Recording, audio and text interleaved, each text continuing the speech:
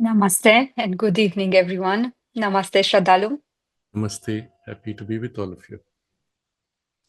We are happy to continue today the sixth installment of how we can carry our current growth of consciousness in our next life. You may post your questions in the chat box during this conversation, or you may send beforehand your questions at our email ID integralstudies.in@gmail.com. And we receive a quite long letter from Sandhya, so we'll go with question number 1. You talked about conscious pregnancy in this week's talk. I wanted to ask, will surrogacy interfere with the soul's choice or have any impact on the whole process?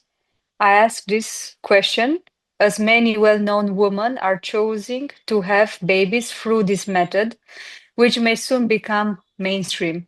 It's an important question and somewhat new in our human experience that something like this is taking place with the intervention of a medical selection of the cells used to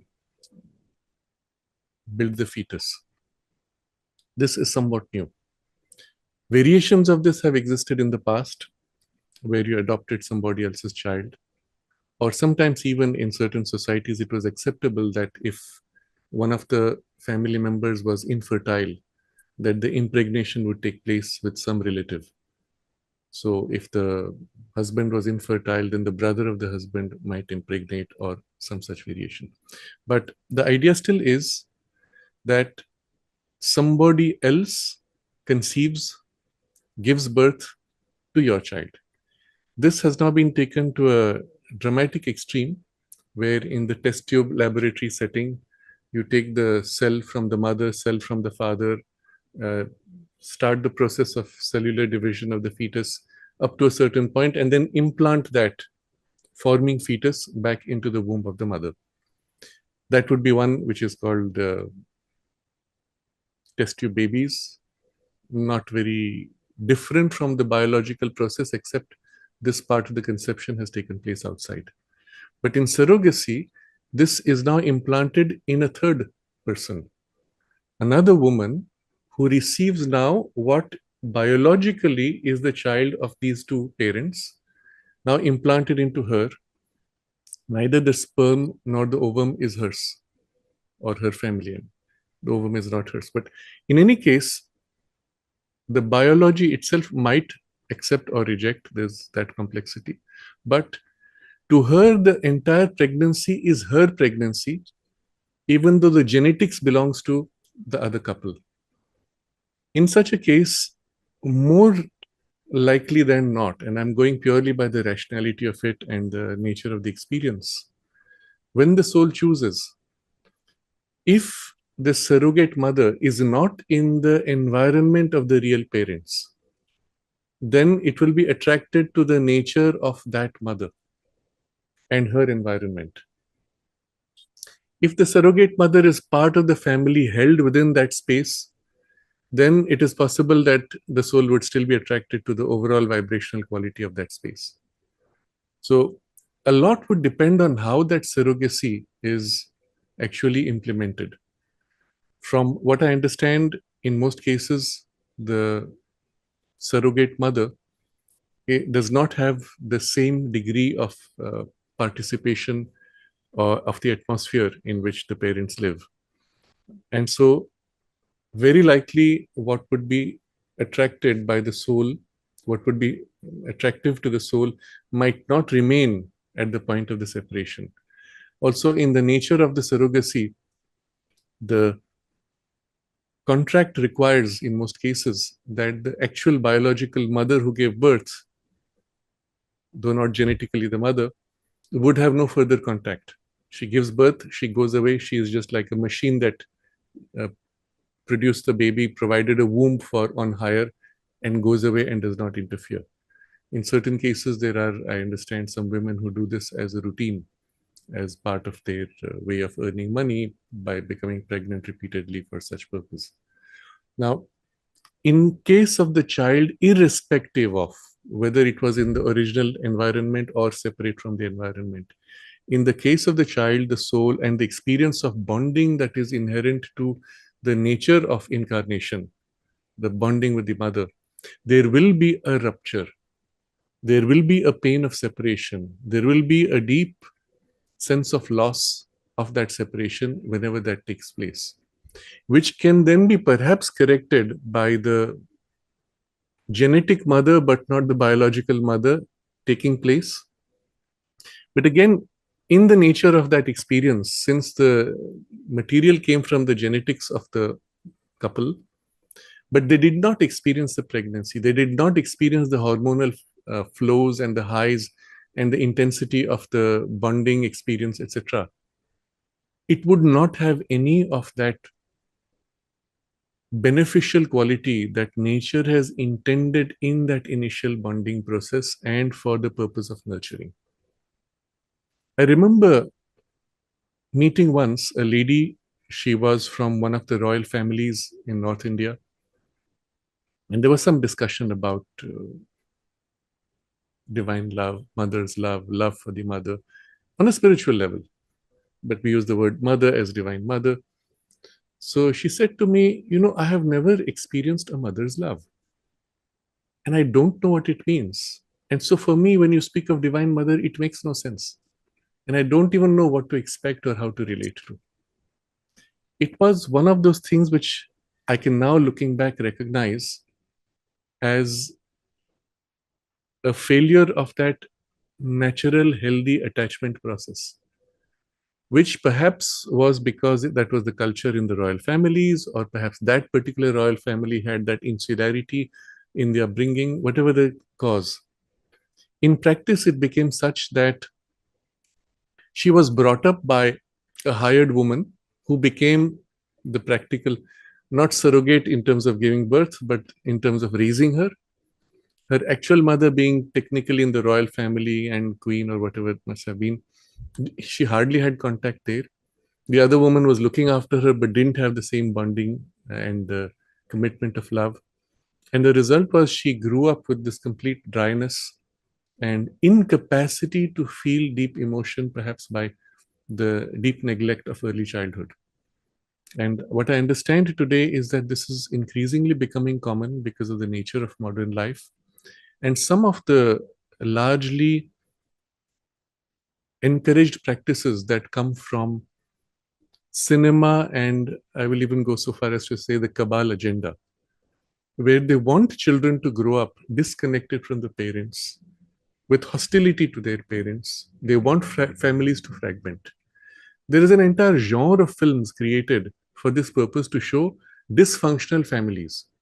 And you can look up, I was quite shocked to see on the Netflix categories, dysfunctional families is a genre in which all the cinema is about families that don't function. Children hate parents, parents are drunk or abusive or not present, or everything is fragmented. There is no bonding, there is no love, there is no healthy nurturing, growth, security, etc., which makes for the child to be damaged. And often that becomes a self-perpetuating track when they have children, etc.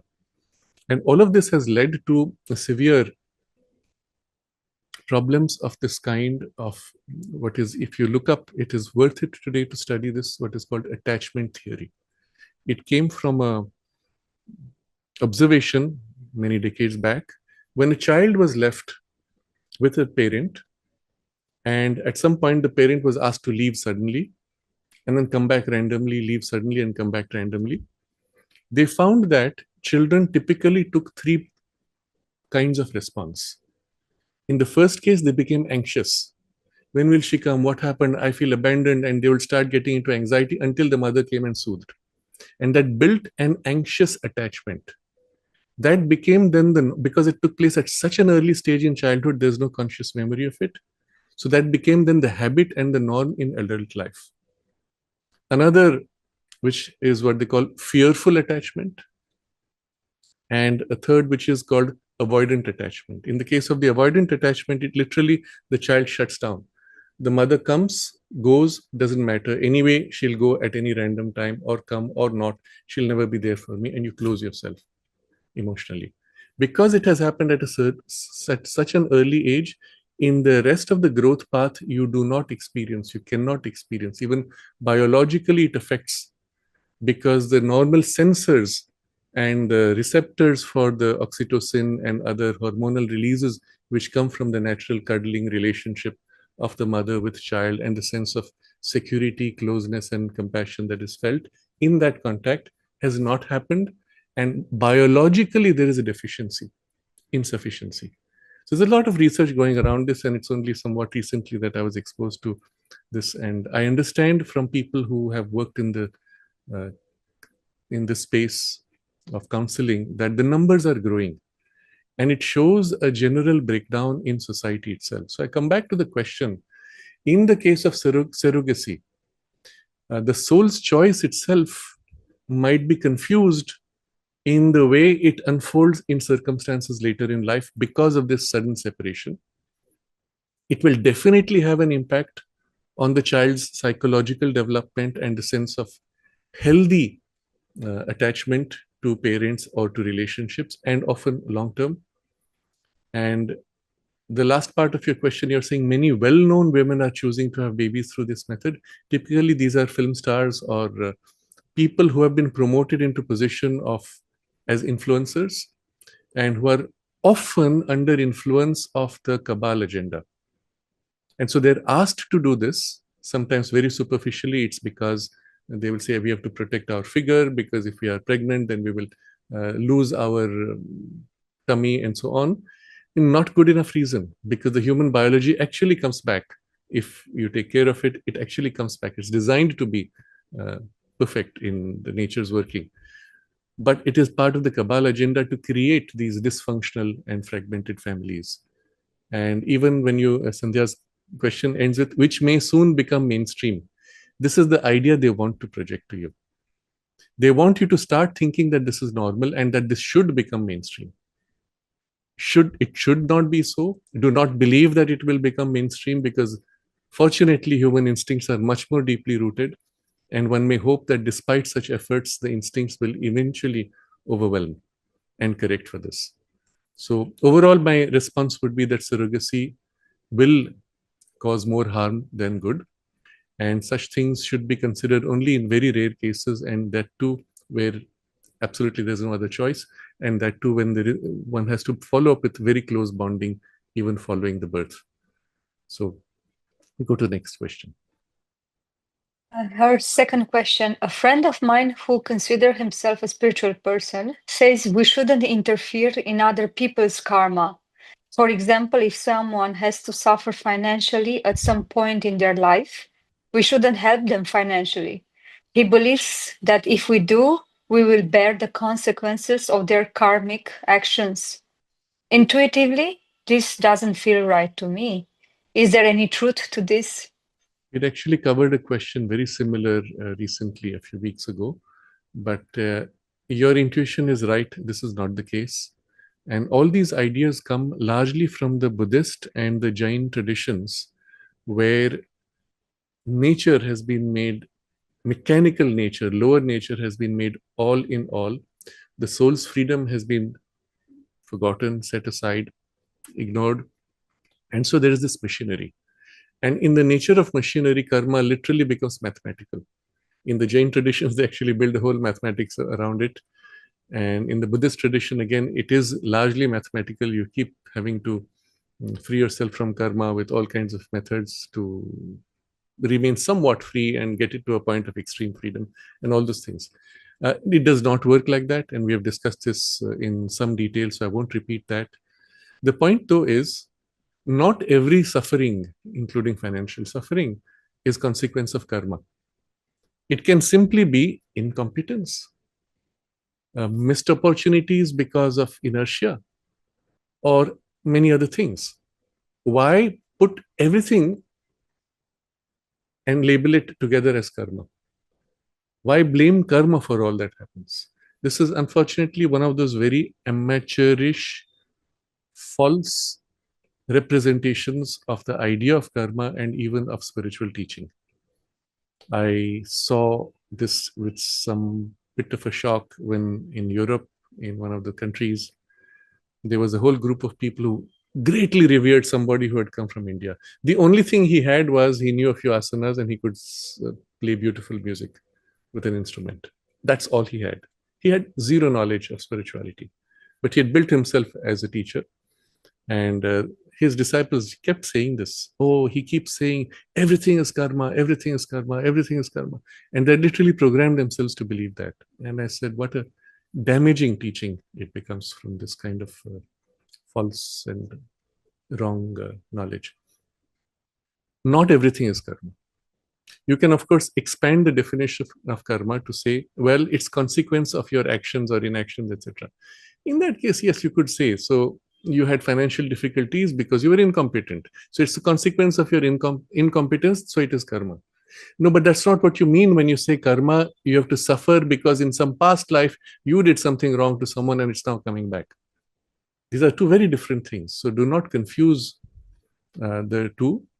And interfering again in someone's karma means the idea is you're going to sit back and allow somebody else to suffer.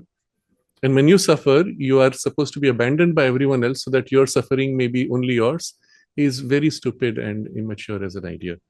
We, even in the karmic level, there are all kinds of blendings of influences, individual, collective, small collectivities. You are married to somebody, there's a sharing of karma. You're part of a family, there's a sharing in the family karma. You're part of a community, and to the extent you're involved and bound in the community consciousness, you are part of the sharing of the community karma. And through all the levels of any degree of attachment and involvement. So, where do you draw the line to say it is your karma, isn't it? The thing itself is wrong conceptually. Still, having said that, suppose for some reason even a person is going through a difficulty which has some karmic basis, and only as a basis, it's never really entirely that. By helping them, it's not as if you take on the karma on yourself. That idea itself is wrong. And it comes from these traditions where soul and God do not exist. So everything is mathematical. So if you enter into that, the karma is, let's say, divided and shared between two of you. And so you're going to suffer, you're going to get bad luck. No, it's not like that. The truth to this is simply this, that if somebody is in a, let's say, depressed condition, when you engage with the person to try to help them, you tend to be pulled into their depressive tendency. So to that extent, there is an infectious influence. If the person is carrying what people would call bad luck, and you engage with them too much, you fear that you might catch the bad luck. Well, something like that can happen purely in this sense, that you get pulled into their negative energies. And to that extent, when you come back, you're still carrying some of their negative energy. But it's not the same thing as saying you've taken their karma. There can be such a thing as taking karma, which does happen, can be done. It can be done consciously, sometimes it can happen unconsciously, but that happens when you feel yourself in a state of a bonding where you want to help by sharing in their struggle. To the extent you participate, let's say you're seeing this person financially in difficulty, you say, all right, I'm going to help you. You get involved. You get involved in their business. You get involved in their processes. Take on upon yourself responsibilities to those things. Yes, then you're obviously sharing in the difficulties involved, and to that extent, we could call it karma. But it's not as if the person has bad luck that it gets transferred onto you. Rather, let's put it that way. Suppose you believe that bad karma can be transferred. Why not good karma? So if you come with a lot of positive energy, and this person who is, let's say, semi-depressed, and share your positive energy and literally dissolve their depression, you are not getting their depression, but they are getting your positivity. So in the nature of emotions, energies, affection, love, it's not mathematical. Because these are states of consciousness, and the person may be in a lower grade of consciousness. Your higher influence can lift them, turn them into a higher grade of consciousness. Nothing is lost. More is gained. It's like a candle lighting another candle. The flame grows, the state is changed. The consciousness may be of the same substance, but the state has been changed. So this would be much more useful as a way of thinking, that if I were to engage with somebody who is in severe depression and I'm afraid that I might catch their depression, then you already have a tendency for the depression, which he might be triggering. On the other hand, if you're so full of positivity and optimism that you can overwhelm and dissolve their thing, you should do that to the extent that you feel interested, involved, or responsible. And it has nothing to do with karma. So I hope with this we understand why that thinking could feel correct to somebody in their experience, because it's not to do with karma, but it has to do with transmission and sharing of states of consciousness. But also you can understand why you should, where necessary, where you have responsibility, involve yourself, engage yourself, and bring something positive. If all was mathematical karma, the entire world would be one gigantic, painful machine of suffering, which is the Buddhist concept, in some traditions at least. On the other hand, all is expression of Satchidananda and divine consciousness and delight. And so to express that, to find that, to recover that should be much easier than to remain stuck in suffering. And any effort you make, when you make that small effort from below, you will receive also the help from above. So again, if you go back to mathematics, you make 10% effort and you get 90% added support from above to get 100% result. And karma in mathematical terms is completely shattered, becomes meaningless and pointless. My general advice for those at least who have a spiritual perspective and aspiration and practice in life is stop worrying about karma. Rather engage with what feels at that point the right thing to do. Make an effort to consciously serve the divine will. The divine will can use karma, can transcend karma, modify, dissolve, change anything, even if there is karma issues. And karma would be a very small part of overall issues.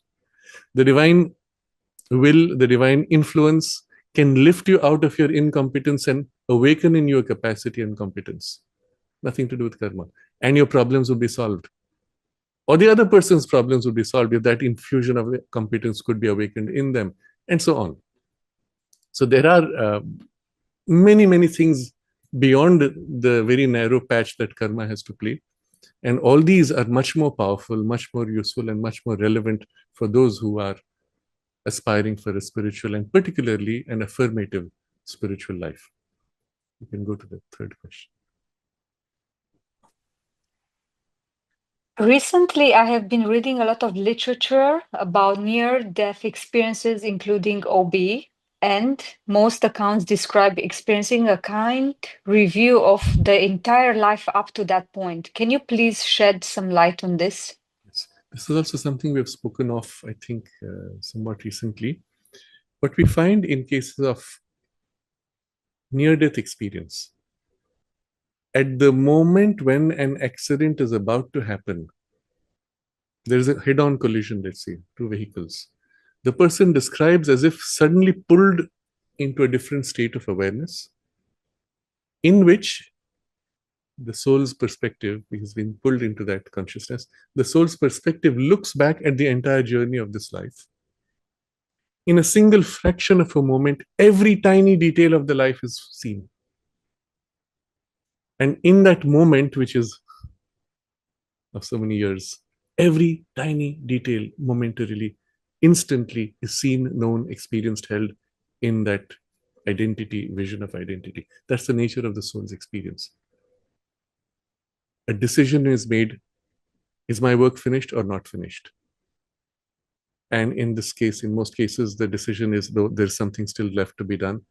And poof, you fall back into your normal consciousness. The collision, which was as if frozen in that moment, now takes place. There's the shock, there's the damage. Maybe even your body was damaged and you survive with the memory, hopefully. And of course, having had that memory, having had that momentary touch of the soul's consciousness and its glimpse of how it can be in time and still be eternal, and it's such an extraordinary experience, you are changed fundamentally. Something similar can take place also in certain kinds of outer body experience. If you're able to enter some of the higher realms, then you can experience those things consciously. But still, now my point is, here you were given this as if in the moment of the shock. If you were sufficiently evolved and awake and conscious and receptive, the memory is retained. In many cases, although this thing took place, the choice was made, and they are thrown back into the body, the memory is lost, or some vague imprint remains. Still, it is enough to change a person. So most cases you will see after a near-death experience, there's a radical shift in personality. They become much more compassionate, more universal, more free, more wide. And the spiritual side suddenly opens up. And all this shows you that these things belonged to the inner consciousness and the inner being. They were covered by this hard crust of outer shell of personality. And it is sad to see how much of humanity, and again increasingly, is held in this hard crust. Very few are able to break free, break through, sometimes slowly, sometimes radically, but very few are able to break free sufficiently that the soul's values and the soul's influence can come forward, dominate, and lead the life. If that can happen, when that can happen, the entire sense of the life journey changes completely. Also, the experience after leaving the body changes completely. So when we go back to Sri Aurobindo's text today, we'll also look at, if we have the time, we will look at one of the letters of Sri Aurobindo where he discusses this. But, or maybe that might come next time. But he explains how a lot depends on whether the psychic influence is prominently at the front. If it is at the front at the time of death, then you can very quickly pass through the transitional realms, let's say vital mental worlds, and go straight into the state of rest in the trance of the psychic assimilative process. You don't need to go through all those layers being slowly shed and the worlds corresponding to them and so on. If that psychic presence and influence is strongly at the front. And of course, if it is in the front during much of the life, your entire life is of a different grade. Because the values by which you live are not superficial values, they are soul values. And when you meet people like that, it is such a joy, it is such a deep satisfaction to see they live by something deeper, something real. And yes, sometimes superficial things come and pass. It doesn't matter. You don't bind to them. You don't build yourself. You don't define your life. You don't take life decisions based on those superficial values. So that's the shift that takes place when there is a near-death experience and something of this momentary surging forward of the inner being, taking charge, making a decision, and then, so to say, retreating, is enough to leave an imprint on the surface as if to make a dramatic shift, cut, break, dissolution, or throwing off of the hard crust of the cover, that the personality now is more truly what they should have always been and what they actually are within. So I think this is a comprehensive enough discussion about what that is. In any case, this capacity for the soul to see as if time is frozen and yet you see the totality of time is something very special. And it is in appreciation of this that we can understand also how the soul can conceive of, perceive the future, even form the future while being in the present and so on. If that comes up in another question, we'll take that also. We go to the next question. The fourth question, people link illnesses, for example, cancer, of great yogis like Raman Maharishi and Ramakrishna Parahamsa as a result of taking on the karmic burdens of their disciples. Could you please explain this? Yes, in both these cases, it seems as if both these personalities spoke of that. Uh, Ramakrishna Paramahamsa actually said that the suffering that his body was going through was the result of the karma that he had taken upon himself of his disciples. Ramana Maharshi similarly made a comment in this direction when he had the cancer and things like that. Meaning also that if they had, if they chose to, they could have even willed the cure if suppose it had come for other reasons. But in this case, because they had taken on a certain karma, and so with it a certain form in which the karma worked out in the biology, they used it as a means to assist, to help others. Now, elaborating on this, I can give, I'll explain this in a certain way. From the perspective of a guru, which is very different from a teacher, or in Sanskrit we have many different distinctions. Acharya is one who shows the good behavior, the moral standard, the ethical standard by example. So he's an acharya. There is a shikshak, one who gives lessons, who teaches you, but it doesn't have to be himself capable and living by those values. So shikshak, acharya, and then There's one more term, I forget, where the person has actually some knowledge. And then guru is the fourth, which is the higher grade, where literally the person has the ability to remove your darkness, ignorance, or infuse light and imprint into you an experience. That's when technically you would call guru. Now, of course, the words are all misused today in many different ways. I'm just going back to technicality to make this distinction. Now, there are very few, let's use the English word teacher, and I would put a capital T in such case to highlight that it's not a normal sense of teacher. There are very few such teachers who have the ability to either infuse directly an experience or even intervene in the consciousness of a student or disciple to change something, to remove as if a clouding influence darkness, and thus help. First of all, there are very few such. Having had that, among them there would be some, perhaps, or very few who would be capable of, even taking upon themselves, as if by joining with the student or disciple in a part of the consciousness, taking upon themselves a certain burden of their difficulties. Now, it has a certain value. Let me give a more material example, which will relate to the earlier questions also with surrogacy. Normally, you see, when a child is soon after birth, the mother experiences the body of the child as if her own body and a part of her own body now separated. So it has a very deep sense of identification, even on a physical level. Not only the biology, there's a subtle physical link, and then there is the vital and the mental substance also, which are in continuity, which are the umbilical in a sense. The biological umbilical cut, the psychological umbilicals are present. In that, she feels by identity what the child feels. In that, she transmits in that identity a support and nourishment to the child. In that, the child feels closeness of its mother and even draws nourishment from the mother through that subtle physical, let's say, subtle umbilical. And in the part in which there is still the strong identity, it is also a protective influence, it is a nourishing influence, it is also an influence of understanding, caring, love, affection, bonding, etc.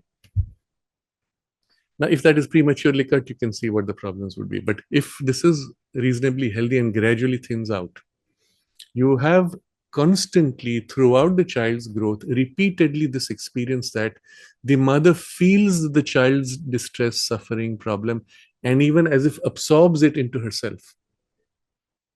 Or the child feeling some difficulty leans back to draw upon the mother's substance as a protection or as a nourishment to handle that difficulty. So let's say now, practical example, the child has a fever. What's the simplest way? You boost the vitality, vital energy, and the body will of its own take care of it. There's an infection of some kind. All those are superficial symptoms. It's finally energies which are in disharmony. You increase the internal innate vital energy sufficiently that it can either set right the disharmony or push out the disharmony. Very simple. At that point, the mother, being an adult, has far greater vitality than the child. So the child naturally clings in illness, in suffering, in distress, clings and hugs the mother. And at that moment opens itself, and the mother, hugging the child, pours herself into him energetically. Even there is the experience where she takes the child's fever into herself. Within a few minutes, the child is free of the fever and the mother has the fever, but her body can digest and dissolve it within 10, 20 minutes, an hour at most. And the child is free. Now, here's a good example of how you can take upon yourself somebody else's difficulty and resolve it. The child freed from it. Now, if the thing is done on other psychological tendencies, you can even dissolve major problems. If the person does not then do the follow-up now to catch this new state of freshness, health, good health, and starts missing the fever. Hey, I was getting much more attention when I was sick. I long to go back to the sickness to get that attention. Then the child chooses to slide back into sickness and even repeat the cycle of sickness. I've seen a few cases like that. Every time that they did some cure, initially everything was fine, and then within a few days, the things would reverse because the child wanted to be sick. I give an example of such a case where it was many years down, and when somehow I had occasion to interact with that person, and I made him aware of it. I said, "Do you realize this is what you're doing? This is how it's happening?" And he was smart enough, very smart, in fact. And he became quiet for a while, and then he laughed. He said, "Yes, I know. I want it. I want it to happen because that's how I get that attention." And I said, "You will have to make the choice that you want to get well, and nobody else can help you because you are calling it back." But he did at some point. I think he did get free of it. That's not the point. The tendency, then, if you do not catch the new state and want to stay in it, the tendency to want to go back, there you can do nothing. Even the mother cannot keep taking. She can, if the child is small enough, she can still infuse her positive tendency and shape his personality to some extent. But otherwise, there's not much you can do. And so, coming to now at an adult stage, a guru, again, I'm using the word very specifically, a teacher who has that capacity and competence and the willingness to do, which he may not do for all disciples or students, can intervene in such ways and take some part of their difficulty, distress upon themselves as a way of freeing the person to help them make a certain breakthrough, while, of course, infusing the necessary help for the breakthrough. Literally, you have the sense of holding the person in your consciousness. I give the example of the mother. This was narrated to me by Gautam Chawla, who was her helper, very close to her for certain types of activities. So sitting in the playground, he would be next to her, and sometimes she would give him assignments for her personal things. And she began to furiously scratch her arm. And he asked, "What is it? What can I do? Can I get you some lotion?" She said, "No, it's nothing to do with that. There's a certain person in the ashram who's indulging in a certain act, which is, and it's reflecting in my body." Now, the reflection in the physical body is only the tail end of the reflection in her subtle body. Because in her consciousness, she had extended herself to include every single person in the ashram community at a psychophysical level, at a spiritual level, taking upon herself the burden of their consciousness. And it's a two-way thing. She's taking the most difficult parts in order for them to be dissolved and infusing the positive light force consciousness in them. During this, of course, to the extent that the disciples were open, they got more benefit. To the extent they were closed, there was a lesser benefit. But she did that. During that, the enormous acceleration of the sadhana in each person was the consequence. Much later, when the families came with children and all that, and the whole intensity of the focus of the sadhana had to be dissolved to make it, or was dissolved because of the mix, either way. At that point, she said she could not do that anymore because there were too many people and it was too mixed. So she said she kept a general pressure and support for everybody. You had to make the effort to open and to receive that help, and the same effort, the same support would be given to you. But this is to explain how a genuine guru can actually engage and take upon themselves something. Now, this can happen primarily for a spiritual purpose. Occasionally, out of intense compassion, they take upon themselves even other things.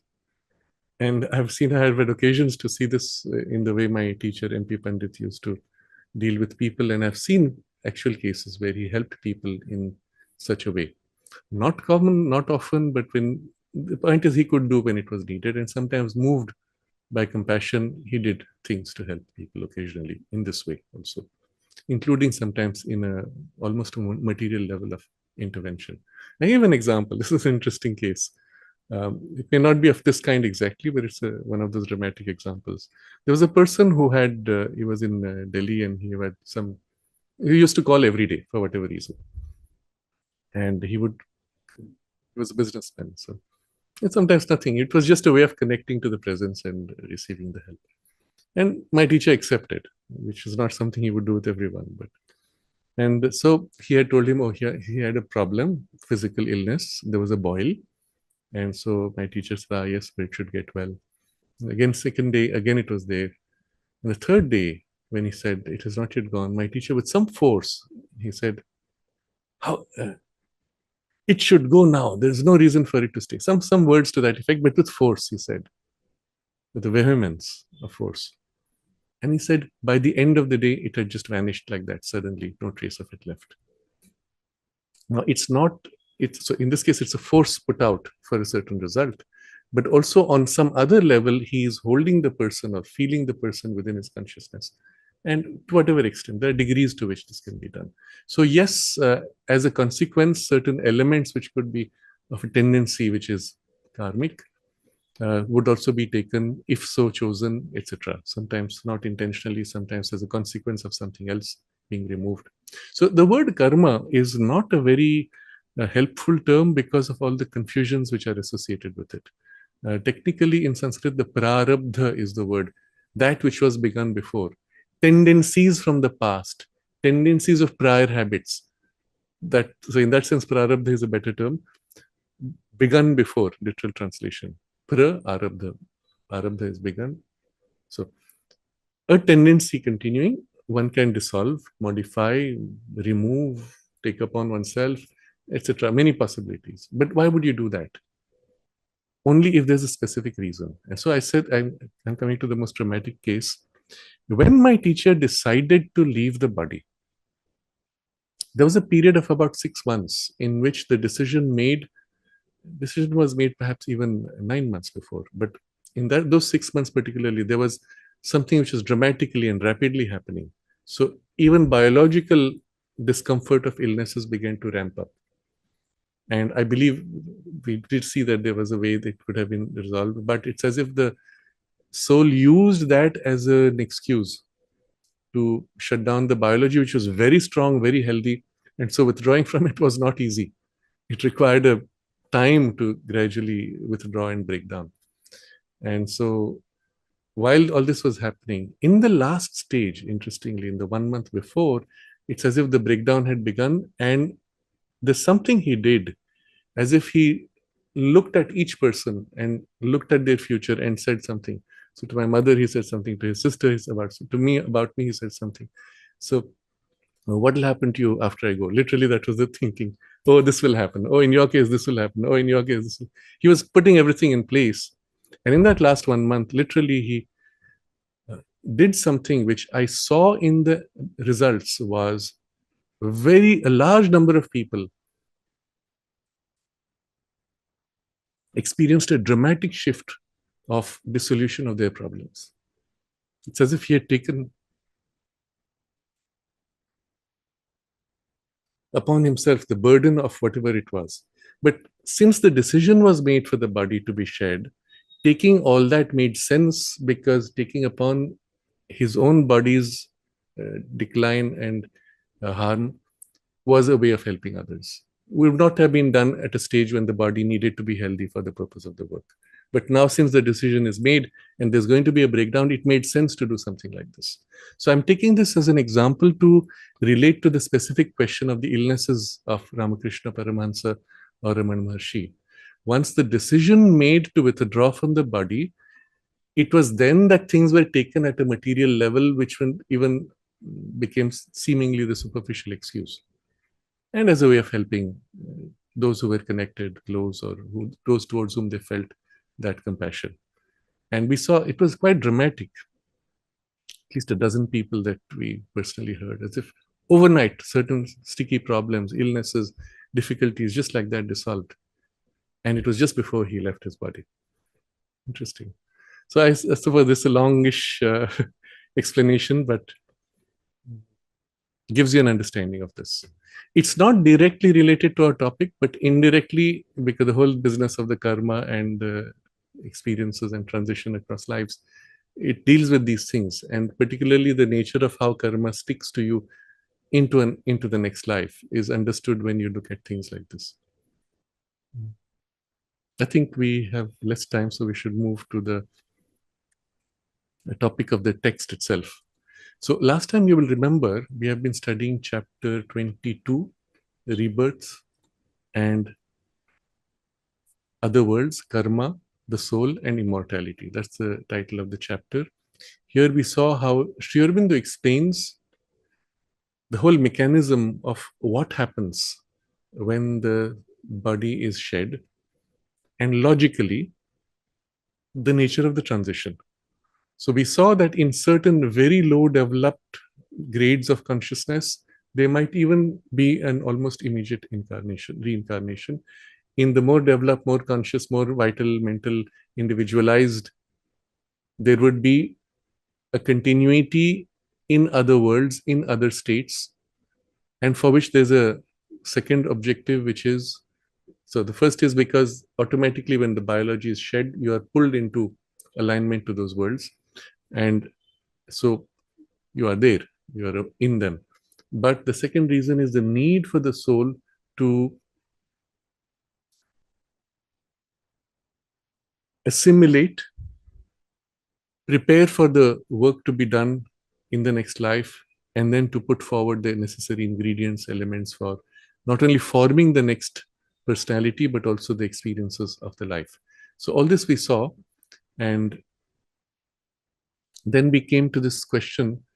We stopped halfway in the text of a paragraph where he takes up the typical religious ideas, where people say, oh, you have to incarnate immediately, or others say, no, you have to suffer consequences of your karmas in hells or heavens. So there are, of course, religions where there is no further life, but you still have to go through hells and heavens, or you're stuck in them permanently. In some, they will say you'll pass through them and then get to the heavens. In others, you'll go through your hells and heavens depending on your karmas, and then you will reincarnate. So there are many variations. And he's looking at all this. Instead of just saying, oh, this is all nonsense, this is what it is. He says, look, why is this happening? Why is this theory there? Why is this idea? Obviously, there may be some basis to somebody's experience, perhaps, or even to somebody's fantasy. But what's the rationale of it? And he tries to give you a comprehensive picture where you understand why someone would focus on this and someone else would focus on that. And then he shows you this continuity. Now, the interesting thing is, all of this is related to the spiritual evolution. You remove spiritual evolution and all this becomes meaningless. You bring back spiritual evolution and then you understand how these are processes which are either consequences of spiritual evolution or necessary for the spiritual evolution. So, in the portion where we paused, uh,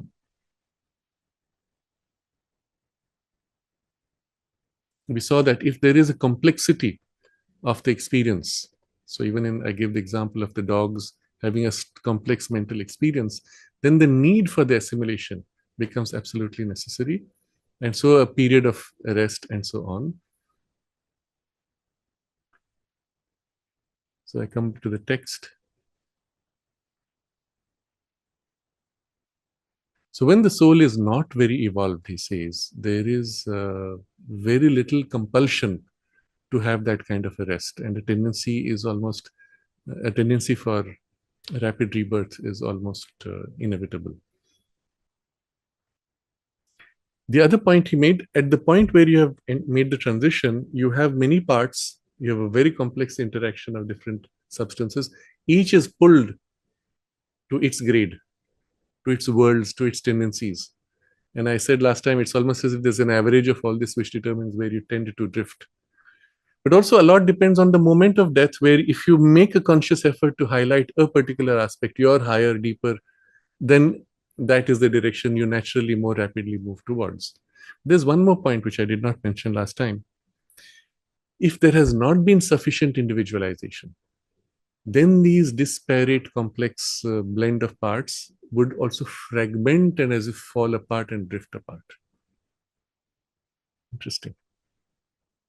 And so if this is what happens in very early stages of evolution, and often in certain kinds of animal incarnations, where the individuality is not strongly formed, the parts separate, so to say, drift off into their respective realms, worlds, gradations of consciousness, and they might combine with other fragmentary parts of others and form new structures which could become focal points for further individualization of a new kind or not. The soul spark, not yet individualized, might simply withdraw, move on with nothing of this remaining. Or if it is sufficiently individualized and formed, it would carry more of this content and substance with it.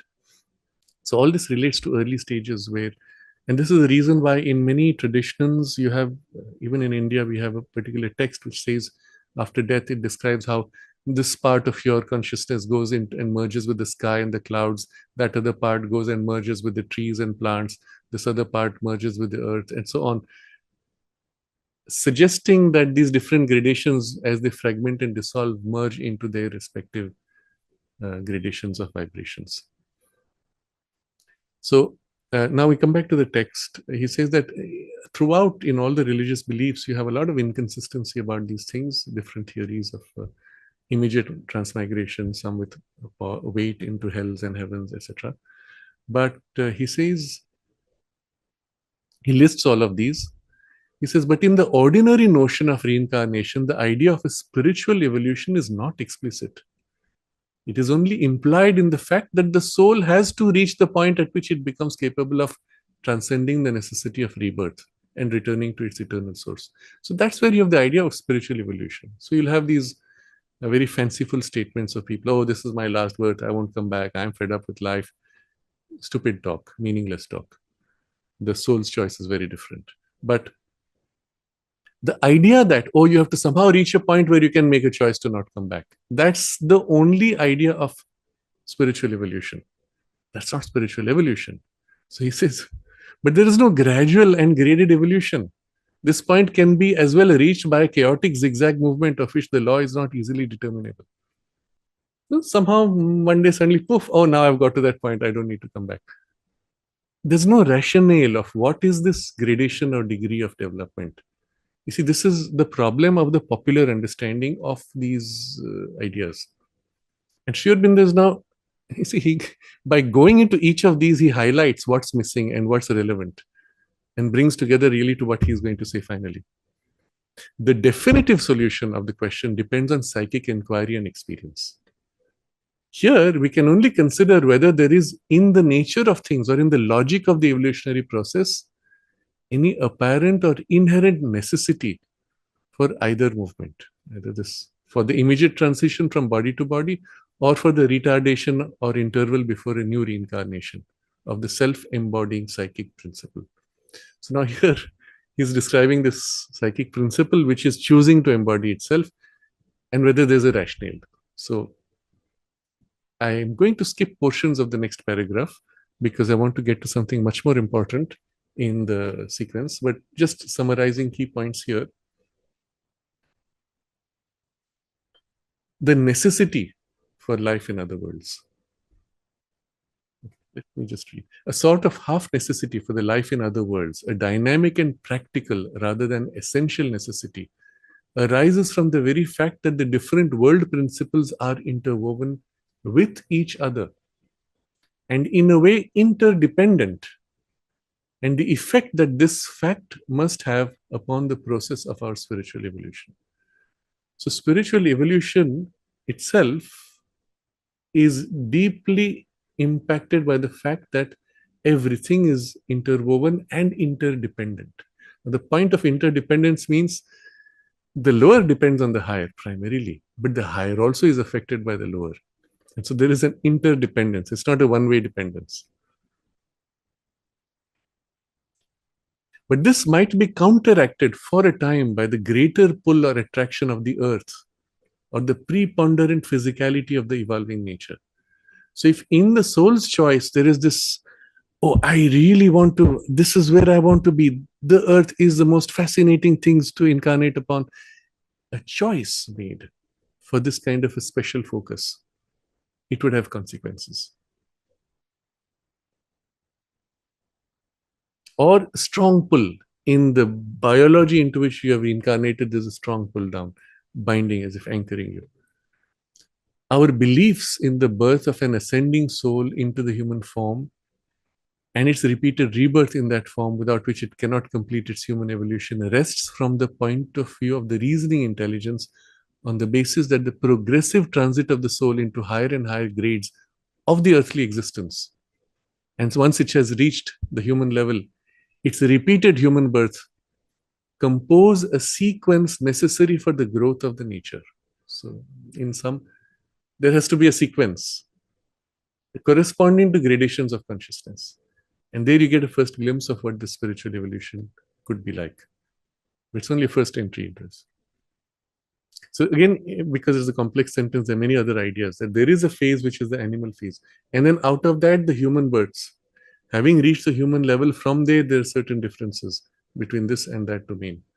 I remember one very highly respected spiritual teacher and somebody that I respected also. He would say, and because he had also a Christian background, he would say that animals don't have souls. And it was a bit of a problem because that's not our experience. You see the individuality and the animals. And when you challenged him with it, he would say, yeah, but that's not soul. That's just individuality and its habitual formation. It's a habit, it's not soul. And his point was, I don't see it. I see it in the human, I don't see it in the animal. So, well, is it true?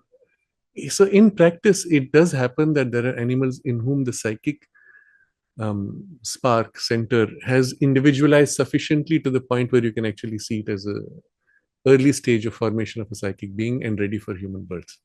But before that, you don't see it as psychic being. You just have the psychic spark, which can be supporting everything. And yet that is in a process of graded evolution also, in formation to develop sufficiently the individualization necessary for human birth. So the question need not be so cut and dried if you see this continuity. In the early stages of a series of human reincarnations, during a period of rudimentary humanity, there's a certain possibility at first sight of an often repeated immediate transmigration. The repeated assumption of a new human form in a fresh birth, immediately the previous body has been dissolved by the cessation or expulsion of the organized life energy and the consequent physical disintegration, which we call death. Now, you would simply pause and say, why is he using so many words to say, when the guy dies, then you take immediate birth. So simple, that's all he's saying. Why all this complication? Dissolve, cessation, expulsion of organized life energy, physical disintegration, which we call death. So this is the way most people tend to read when their mind has not sufficiently matured to appreciate Aurobindo depth. Let's put it that way. And this is how we see so many people who will read through, and if you say, what did you read? Ah, yes, and the summary idea is there. Good, it's a good start, but it's not anywhere near. Sri Aurobindo never wastes a word. Always remind yourself, and so go deeper. What is he telling you here? So yes, he has said, in an early stage of human evolution, there would have been this immediate rebirth. But what is this transition about? And he's telling you in just a few side attached phrases the nature of this transition of so-called death. Okay, so he's saying this: assumption of a new human form in a fresh birth, immediately that the previous body has been dissolved. Okay, your body has been dissolved. By what? By a cessation or expulsion of the organized life energy and the consequent physical disintegration, which we call death. So now he's telling you the nature of this death. First of all, the biology has upon it imprinted an organized life energy. As long as that organized life energy is embedded in the biology, the physical body does not disintegrate it. It stays alive. It holds the harmony that keeps what we call life going, life processes going. So he's telling you exactly and in rich detail what's really happening in what we call death. So this, the phrase he uses, organized life energy. By its separation, you have the consequence of physical disintegration, which we call death. Again, why does he say which we call death? Why not just say we have physical disintegration, which is death? He says we call it death. So, because the reality is with the physical disintegration, there is no death still. You are still there. So we call it death. There's also something else which is implicit in this. that in the physical disintegration itself, not all parts are equally physically disintegrated. So if you were to actually see the subtle body or even the subtle physical gradations, you would see in some parts enormous disintegration, in other parts there's still bundles still intact. At what point will you say the body died? Now, I'm looking at it not from an occult point of view, which would be one way to look, and Mark describes this in his book, in the book Tempest, when he describes a person who was on the brink of passing on and seeing how the disintegration was taking place.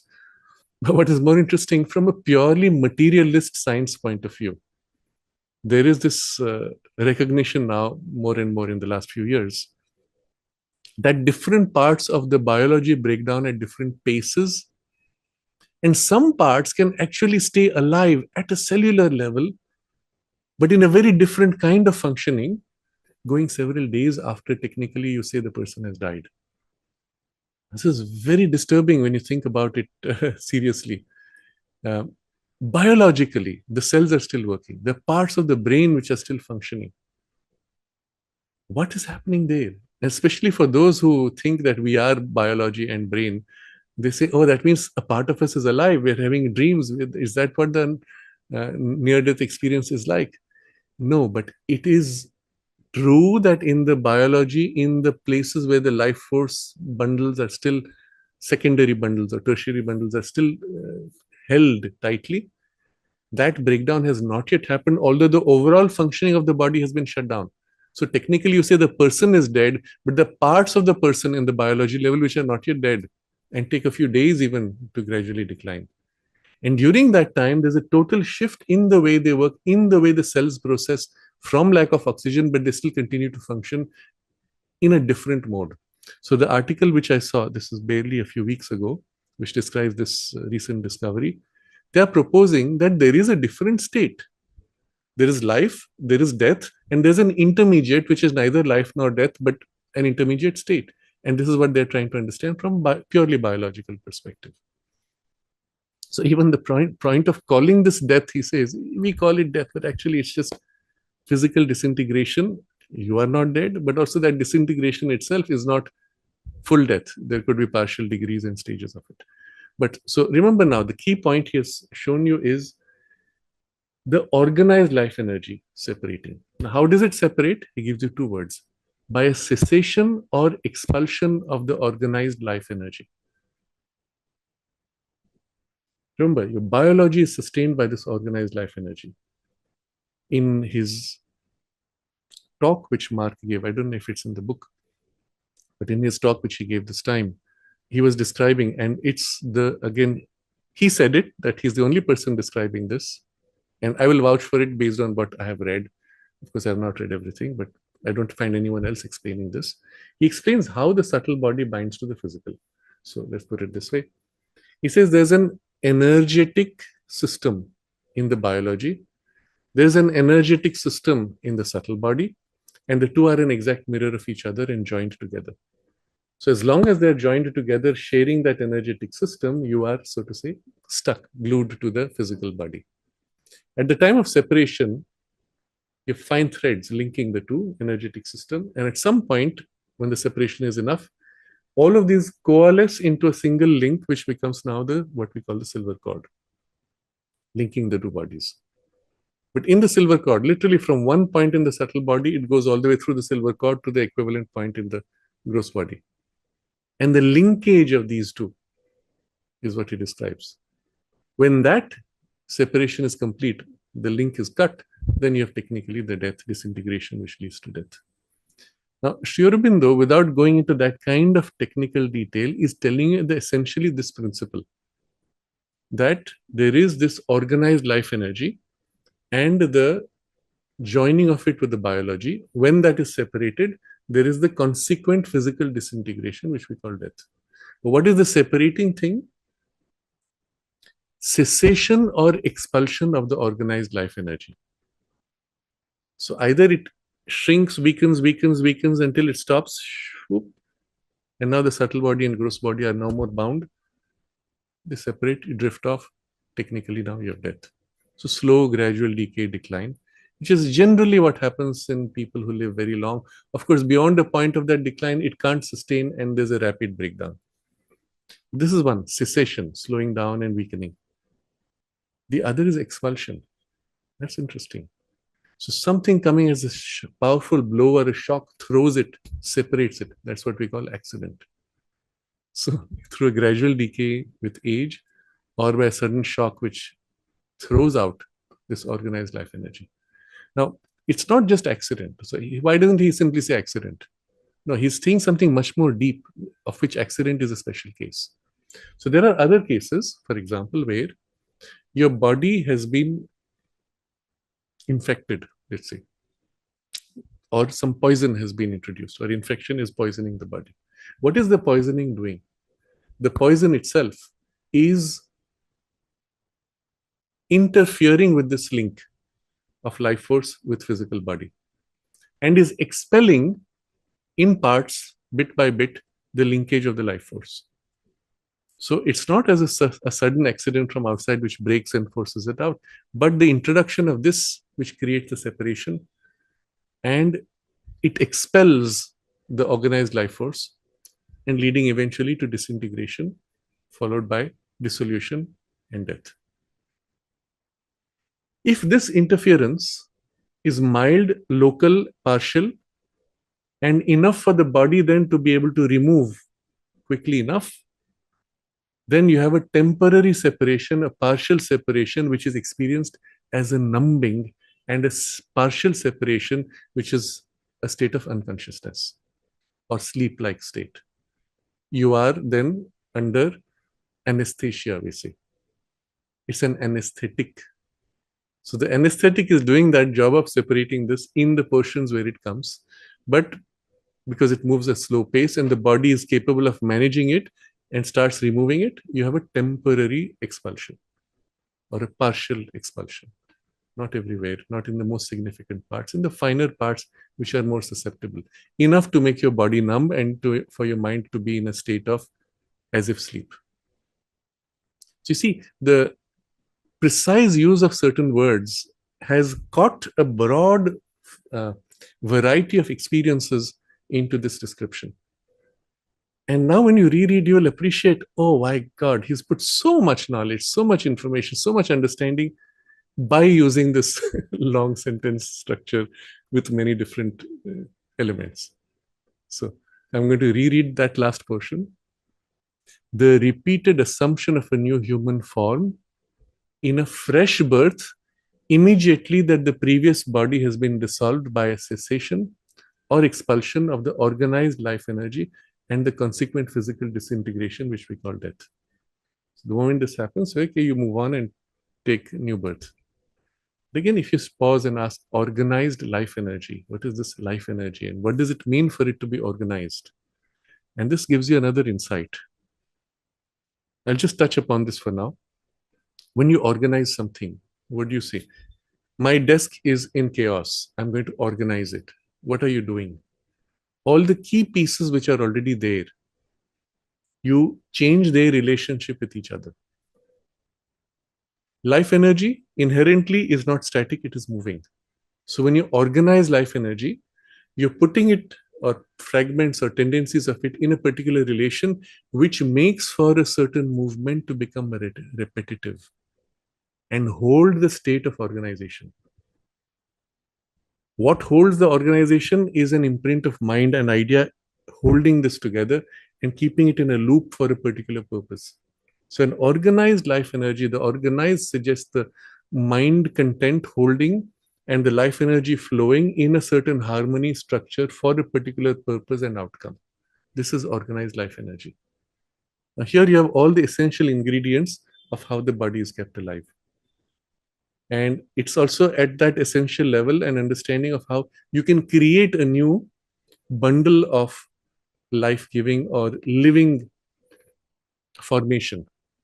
So in the subtle worlds, in the subtle body, in the vital worlds particularly, you create an organized life energy bundle and the thing acquires as if a life of its own and continues sustaining.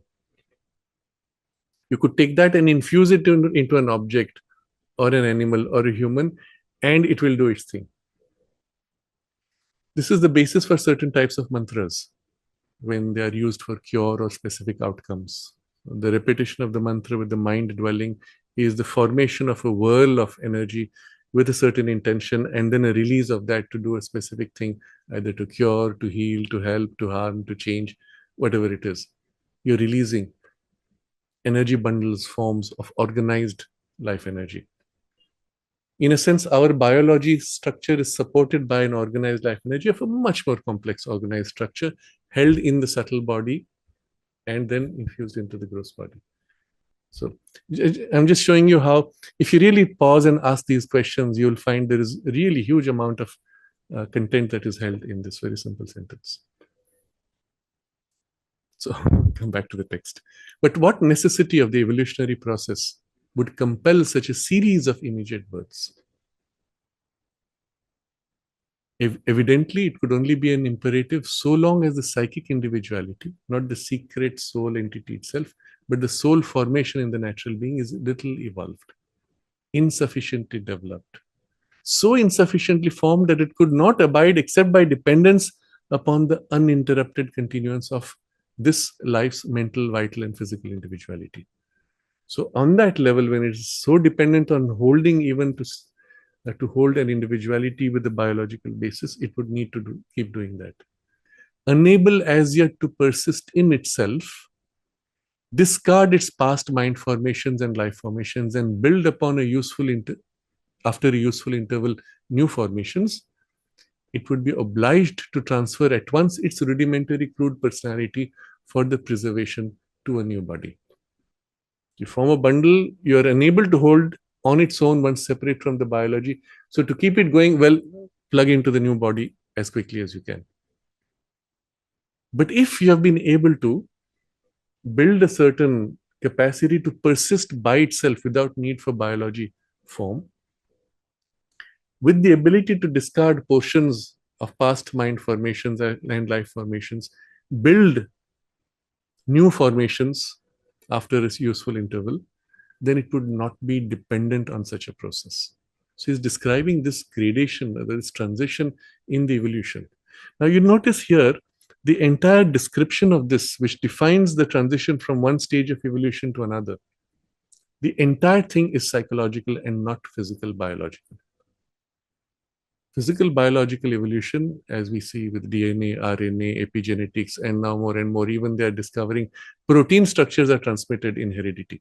That's a new discovery. Just a week back, I saw the report about this. So even protein structures of parents are transmitted to and it's nothing to do with DNA or even epigenetics. So they're discovering now the reality of the real nature of inheritance. But I'm skipping that. What he's describing is purely psychological, has nothing to do with genetics. So you could have the same genetics of biology of this grade and this grade of consciousness, and you'd have a completely different behavior as if in a new species. This is a significant difference of the ape body and the human body. Yes, there are certain limitations which are there in the genetics, but as they point out, it's less than 1%, I don't remember, 1.4% or less than 1%, whatever it is in the genetics, and that alone cannot explain this huge difference. It is not based on genetics, it's based on the consciousness and the ability of consciousness first to persist in itself, discard certain elements of mind and life formations, build new formations, and so on. And this is the skill of the evolution. This is essentially the first significant step in that spiritual evolution. You see, its measure, its value is entirely independent of the biology. You don't have that when you belong to that lower grade of evolution. You have that, now you're already part of a next grade of evolution, and then perhaps even a higher grade. So he actually speaks in earlier portion, which we did not read, 3 such gradations. One grade where you are compelled to take birth immediately, the other where you can now rest in between and do this reshaping, rearranging of your individuality formations. And a third, where the individuality is now so well formed, you can actually take birth again immediately without much loss. Now, all this is very important because at the end of the chapter, we are going to come to this whole point of how are we to make this transition without losing continuity? And yet without compromising the need for reforming our temperament and nature as suited for the new experience. How will that be? You see, here a critical element is the formation of this individuality. And the individuality which can persist without needing a biological container to maintain its separateness and individuality.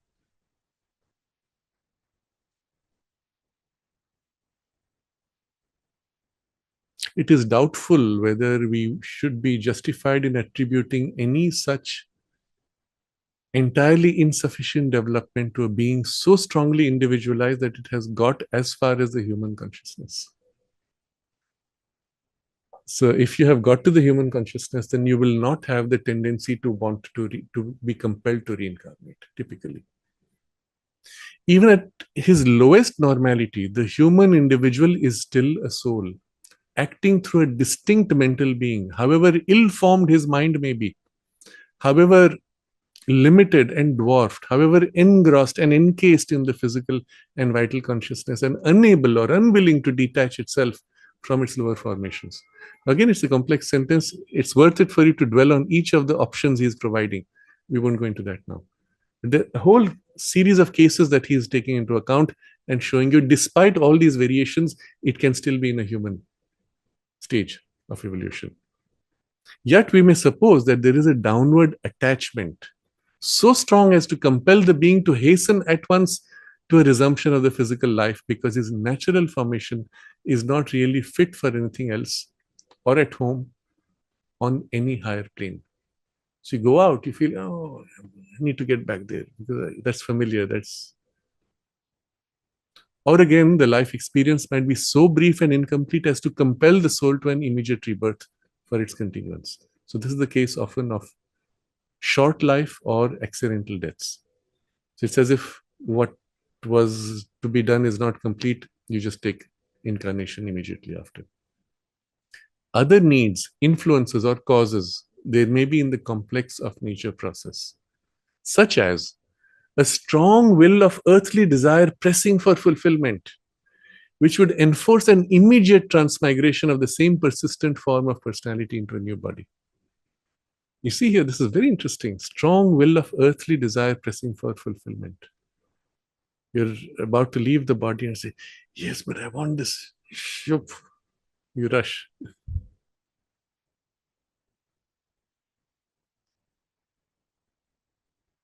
But still, the alternative process of a reincarnation, a rebirth of the person, capital P, not only into a new body, but into a new formation of the personality, would be the normal line taken by the psychic entity once it had reached the human stage of its evolutionary cycle. So at the human level, normally there will be this need to create a new formation of personality and so on. So now comes something very important.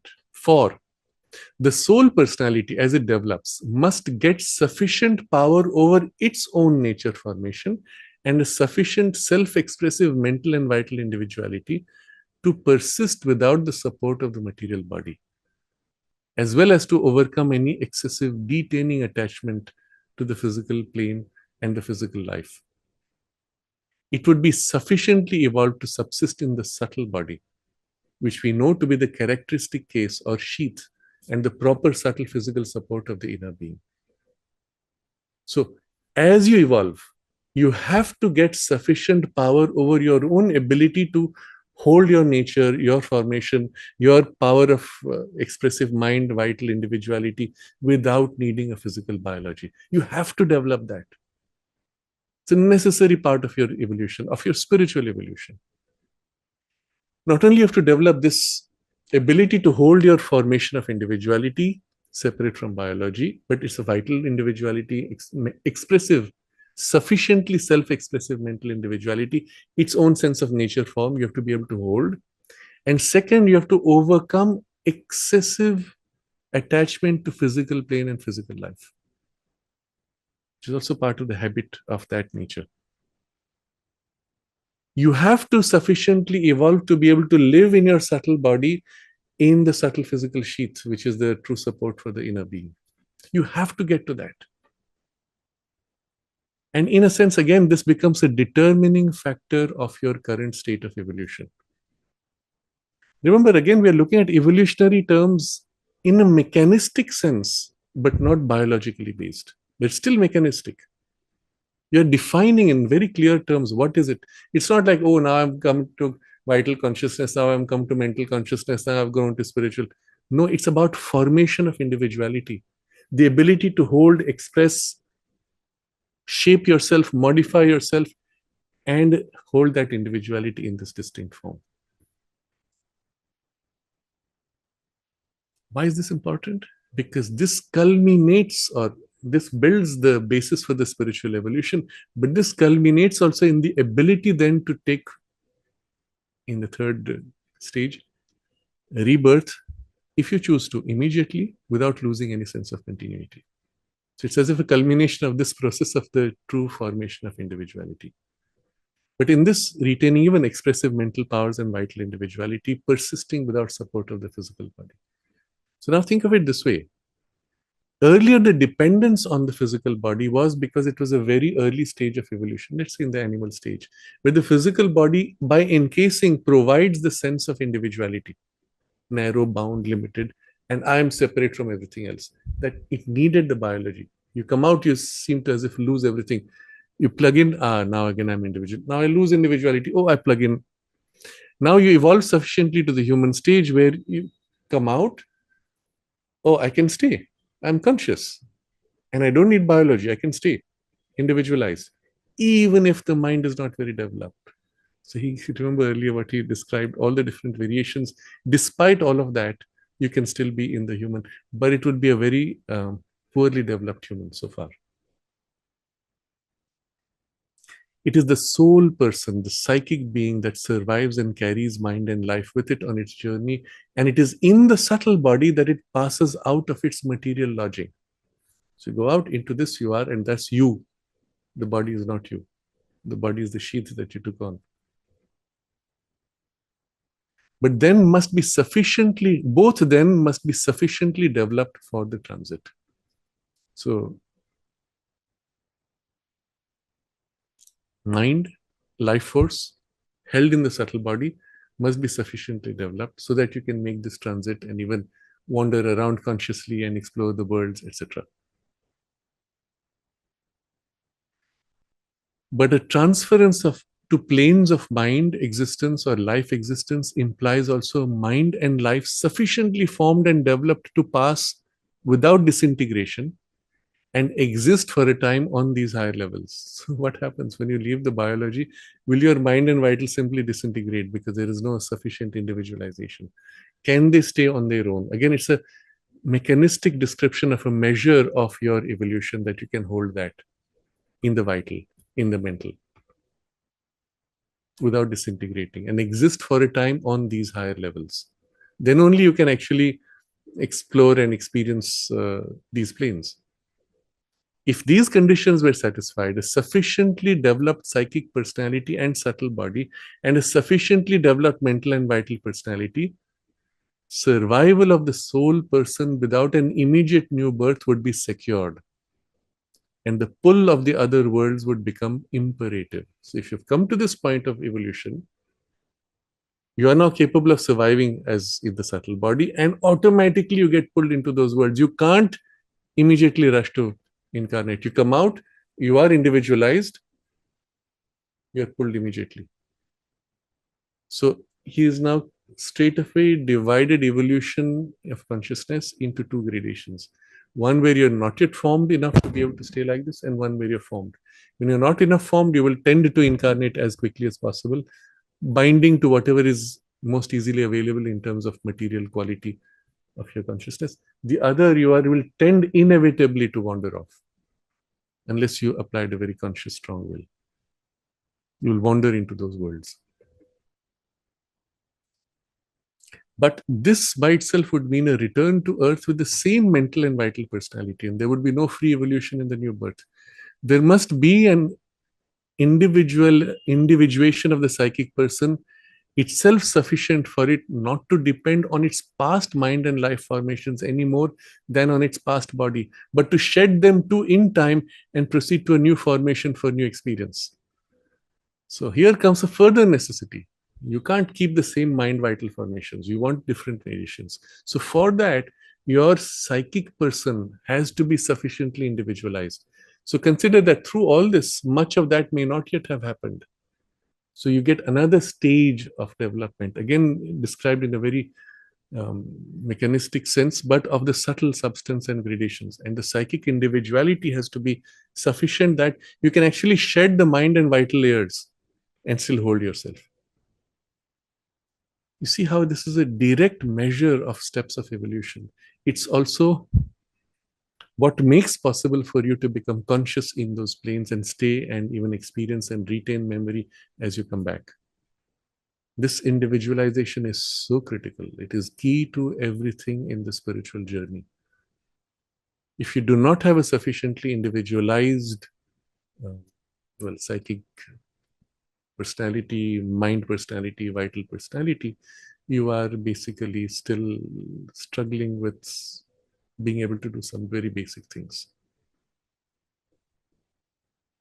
How much of your life was consciously meant or used for this purpose? Think about it. Very little, if at all. So you should be able to, in time, shed this, at least the coarser elements of your vital personality and mental personality, and the psychic person remains individualized enough. 4. This discarding of the old and preparation of new forms. Sorry. For this discarding of the old and preparation of new forms, the soul must dwell for some time between two births, somewhere else than on the entirely material plane in which we now move. For here there would be no abiding place for a disembodied spirit. A brief stay might indeed be possible if there are subtle envelopes of the earth existence which belong to earth, but are of vital and mental character. But even then, there would be no reason for the soul to linger there for a long period unless it is still burdened with an overpowering attachment to the earth life. Okay, so again, one of those sentences where in just a few strokes he has outlined a huge variety of possibilities, but with the rationality of understanding why and how. So let's say you have now come into this out of the physical body, you've shed the body. The process of shedding the vital, shedding the mental, requires you to stay in some other plane, not physically. So somewhere else than on the entirely material plane in which we now move. What's the problem with the material plane? There's no place for you to be able to stay there in terms of quality of consciousness as a natural support. You'll tend to get pulled into some other grade, which is your natural state first. But he says a brief stay would be possible, very close to the material plane, as a disembodied spirit, if there are subtle envelopes of the earth existence which belong to earth but are of vital and mental character. So this is very interesting. The vital plane, vital substance has gradations leaning towards matter. And so there is, the correct term would be physical vital. Okay. So vital of the grade of physicality approaching. Similarly, physical mental approaching. Nearly of a physical density, but of mental grade of substance. But because it is of close to the earth, belonging to the vital or mental character, you find yourself in the subtle body close to the earth zone, while still in the vital and mental bodies. Interesting. So either this, even there's no reason for you to linger for a long period, because what's the point? Nothing changes. You want to work to replace this, change these gradations. Why would you want to stay? Unless, so one more exception, it is still burdened with an overpowering attachment to the earth life. The mind is obsessed, the vital is obsessed with something which it has left behind, has to do, is concerned about. So having shed the body, you have this, you're close enough. You don't need to stay long unless something in you says, this. This is the reason why in all the religious traditions, they will say, okay, before you quit, get rid of all those things which would bind you. And in cases where this happens, people can hang around pretty long. So I think in the first book of Mark, he mentions somebody who had committed suicide and was still hanging around after 20 years.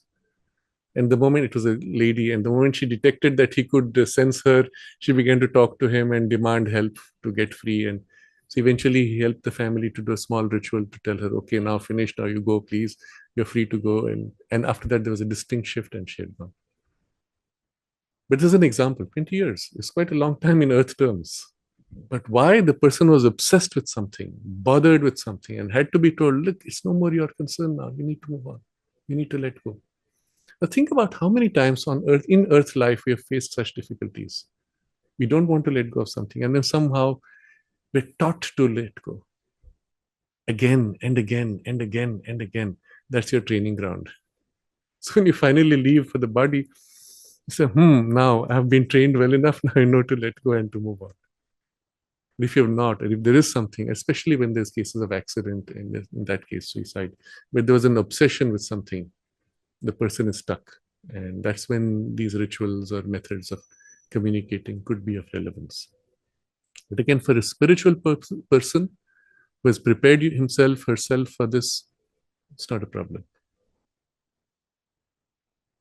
So I complete the paragraph. So this overpowering attachment to the earth life is what would bind. A survival of the material body by the personality implies a supra-physical existence. And this can only be in some plane of being proper to the evolutionary stage of the consciousness. If the he's saying is, if the personality has to survive the material body, it can only be in a supra-physical existence and a plane which is proper to your current evolutionary stage. Or if there is no evolution, in a temporary second home of the spirit, which would be its natural place of sojourn between life and life. Unless indeed it is its original world from which it does not return into material nature. So he's actually arguing out various different positions on this. Where then would the temporary dwelling in the supraphysical take place? What would be the soul's other habitat? So having taken all the different theories of what should happen now, see, step by step, he's taking all the different belief systems, religious systems, arguments, philosophical arguments, and resolving them by going into the root principles, logically explaining what happens. But behind it all, the common thread is spiritual evolution. Remove spiritual evolution and all this becomes purposeless, pointless, unnecessary. Bring back spiritual evolution and it is compelled that it must be like this or like that or like that in this way or other. And these would be natural stages. And with these natural stages, this would be the possibilities inevitably. The whole thing becomes clear, simple, logically stated. So where is this temporary dwelling? What will be the soul's other habitat, if there is such a thing? And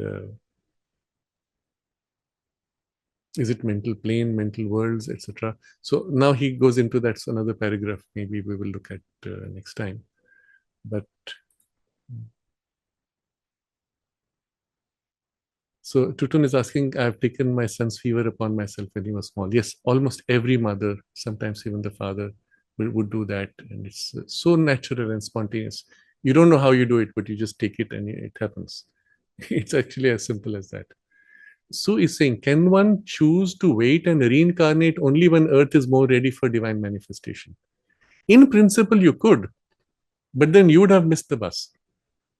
So Earth is ready for divine manifestation. You are not yet capable of it. You missed the chance when Earth was going through the gradations that you need to pass before Earth could get to that which you need to get also to. You understand? The trick is to flow with the Earth's natural rhythm of progression. That's, let's say, the large mass of humanity pushed by slow evolution. You choose now to accelerate. Yes, of course, there are difficulties. But you are then ready for and can already begin to participate in that higher life before the rest of the earth is ready. So why wait for the whole earth to be ready? Why not just you start incarnating already something higher and truer, which will help earth get, overall earth to get ready. That's what we are here for. That's our priority. as conscious spiritual beings. You don't want to wait. You want yourself to build the capacity so that you can start incarnating well before and thereby assist the larger collective consciousness of Earth to be ready, isn't it? If Sri Aurobindo and the mother had not done what they did in terms of embodying, incarnating the higher spiritual consciousness, we would not be able to do anything of what we're doing today. Because they did that and imprinted it, today we are able to do so much more. In the same way, when you accelerate and move forward as completely as you can, because you're ready for it, why would you wait and lose time? You do what you have to do, you will find that it will help others. Who helped will then be able to help more others. And then there is this avalanche effect, so to say. Yes. But in principle, yes, you can. You can choose to wait. Sagar is asking, will evolution end with the manifestation of supramental consciousness, or is it never going to stop? It's all this comes from a wrong understanding of supramental consciousness. The supramental consciousness being the consciousness which unifies all. It also is the consciousness where you have full access to all potential. You are no more bound from that point on in any kind of ignorance. But all potential is still waiting to express itself. So you have now the power to develop that all potential without the burden of ignorance. And as you develop that all potential is the further stage of the evolution unendingly, but without the burden of ignorance. So if you look at it this way, the big picture of evolution has two phases. The first, where you're struggling to emerge from ignorance, reaching a point where now you're fundamentally free of that ignorance, or essentially, and from there now to build on that freedom with the fullness of what is further possible. And that would be the nature of the supramental evolution.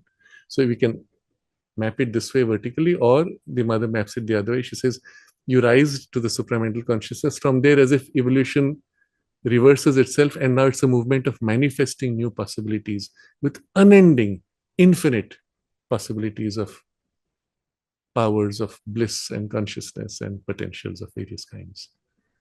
So yes, evolution does not end, but it changes mode dramatically. Revati is asking about this people describing a tunnel and white light full of love in the near-death experience. This is a very specific formation which did not exist in the past, and it was built a little over 100 years ago by the mother in the period, I believe, 1903 to 4. As part of her mission in this life, she built this link of a tunnel, which anybody who has some spiritual opening and aspiration will find helped to make a direct passage through the dangerous passages of the lower vital and other worlds, straight into the psychic and spiritual domain, which is full of light. And there's a being, again, created by her, who is like the guardian, whose task it is to help people make this transition. So all these experiences of the tunnel, white light, and being of love are post 1903 or 4, when Mother created this. That's why all the prior texts described hells and heavens, through which you have to pass before you get to some degree of freedom in the higher worlds. Subsequent to that, you can entirely bypass all those confusing and difficult transitions simply by remembering and calling for the help, and be helped by this being. It's a being of incredible love. When you read those descriptions, so beautiful, that divine being takes you across straight through the passage. You don't have any exposure to those disturbing words, and you're straight away in the domain of the light. And from there, you can withdraw into the psychic rest or otherwise.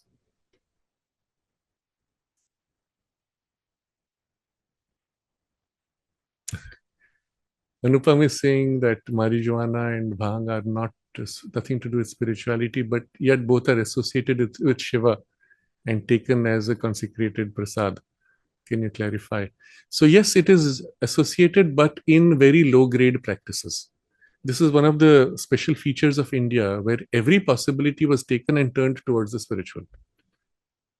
So for those who need it, and their consciousness is so embedded in coarsened states, that you get this kick which opens you to something freer, wider, and why not?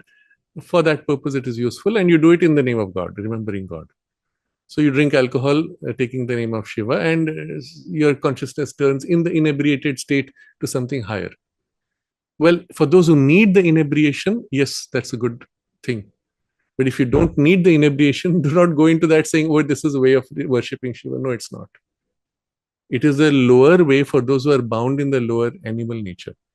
That's why even in the left-hand path, which does these practices of the Tantra, they describe human beings in terms of the animal humans, the ordinary humans, and then the divine humans. And according to each, there is a different path. So if you are reasonably sattvic, you don't have to engage with all that, and you can directly open to the higher possibilities. SRJMD is saying, is surrogate birthing such a negative idea? As populations decline, science will try different ways for human birthing. Wouldn't be surprised if non-human wombs are created by science. Yes, actually, those things have been experimented with, and they've actually done that with animals also up to a certain point. But the question is this: what is the effect that has on the person so born? Yes, let's say you grow up in an artificial mechanical womb. Your biology is formed. If you were only biology, it wouldn't matter. But since you're not only biology, your soul with mind, vital, physical, subtle physical, and the need for the love and nourishment that it brings to you, which shapes and forms your entire personality by this overflowing love. Where would you get that in the mechanical womb? And you would come out of that womb a damaged person, psychologically, having not experienced that, having no sense of that, perhaps being numb to that. And it would be measurable on the biological level in terms of receptors of various kinds of sensitivities. So there are experiments and of this kind. One has to follow up to see how it affects the psychology. Look at what it gives and what it does not give, and there you'll have the obvious answer. But your argument that population declining requires you to have such methods is wrong. Why is population declining? And a lot of this has to do with the pesticides and the poisons in the food, and the hormonal imbalances it is created, and something of the Asuric programming. All these are combining to reduce the fertility of the human species or to create damage to the normal instincts of humanity and so on. So the correction will not be by artificial corrections, but by purifying once again our lifestyles, bringing back fresh air, fresh water, fresh food, which is not damaged genetically and which is not poisoned with pesticides and other chemicals. And automatically your biology will bounce back in good health and with all its right instincts to be able to fulfill nature's natural drives, and it will take care of itself. So again, weren't Mother and Sraddhalu open to science and technology? Yes, of course. But my point is, yes, this is a technology you can play with. But if it is superior to a normal human birth, you would say, yes, it's worth doing. But if as by technology you're doing something which is inferior, it doesn't make sense. So by technology, we will repeat, replicate, imitate what nature has already done much better. And in that way, we can, having mastered the technology, do things which nature has not done. Useful for exploration, but always ask to what end. When we create new materials, for example, with nanotechnology, materials which don't naturally exist in nature, but having mastered nature's processes, and we see even in a butterfly's color, there is nanotechnology. In the brain's cellular working, there are quantum effects. You observe those, you replicate those, make them with different materials, and now you can as if amplify, modify, build new qualities. That's useful. But if you're taking already a very sophisticated structure, building a crude, coarsened, even damaging version of it, it's not, it's useful just as a development of technology, but not useful for application. That's all I'm saying. Yeah, and yes, certainly we should have mastery over everything. So, okay, I will skip that portion of the discussion. SU is saying, some mediums are claiming that humanity will be given a choice to choose between rising spirituality or becoming more materialistic. And the date given is whatever, 21st March. No, there's no such date. The choice has always been there for millions of years, and it will always be. There's no fixed state. All this is, mediums are fundamentally flawed in that their source of knowledge is coming from lower vital entities. And the lower vital entities are primarily interested in fooling around with human beings, to fool them, to feed on them, to divert them, and to play with them. And they'll always feed you things which will create for you wrong ideas and take you off track. So best is to avoid reading anything which has to do with mediums. Look at the principle. The choice was always there. The choice will always be there. The question is, will you take it now?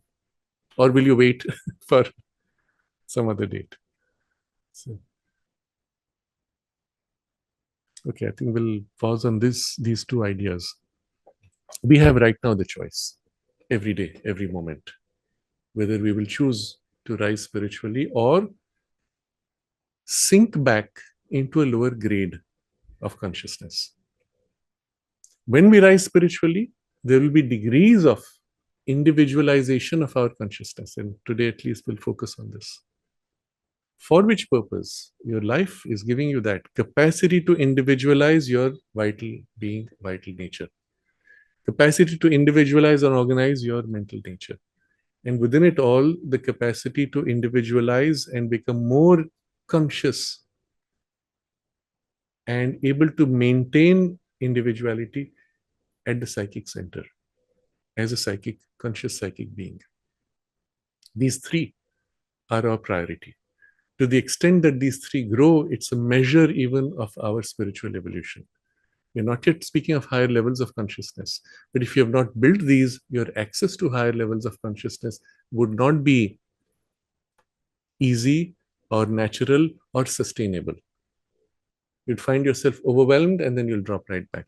But when you're sufficiently individualized in all three, you'll find yourself able to access, stay, develop, build, and integrate those higher levels into these. And that's when a different phase of the spiritual journey would begin. So, recognizing the value of this individualization, what does it mean?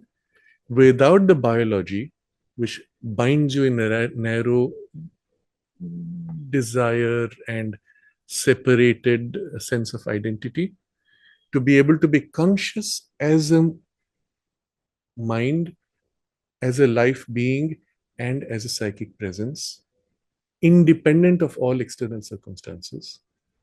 And the sense of that is simply, you are this irrespective of what happens externally.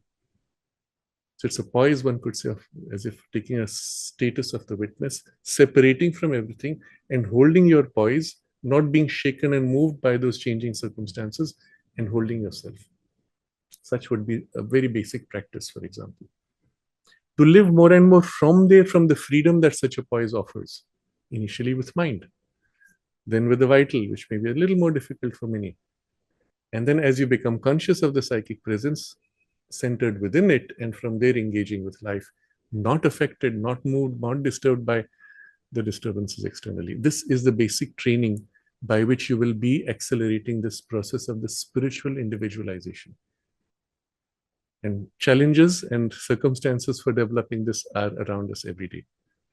So let's take this as one of the most significant efforts we will make for the immediate few days at least, and understanding its value for the spiritual evolution.